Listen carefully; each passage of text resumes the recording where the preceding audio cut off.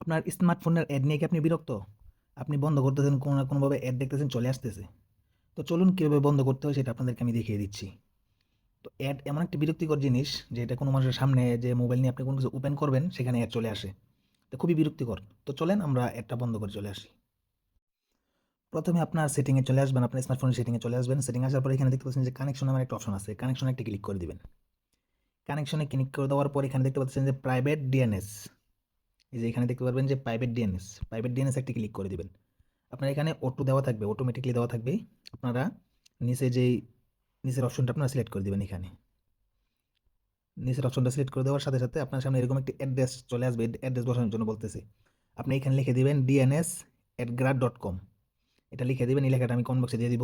Copy করে আপনারা খালি এখানে বসিয়ে দিবেন। বসিয়ে দিয়ে সেভ দিয়ে দিবেন, বাস আপনার কাজ শেষ। তো আশা করি আপনাদেরকে বুঝাতে পেরেছি। ভিডিওতে যদি আপনাদের উপকার এসে থাকে অবশ্যই শেয়ার করে দিবেন, এন্ড লাইক করে দিবেন, চ্যানেলকে সাবস্ক্রাইব করে দিবেন।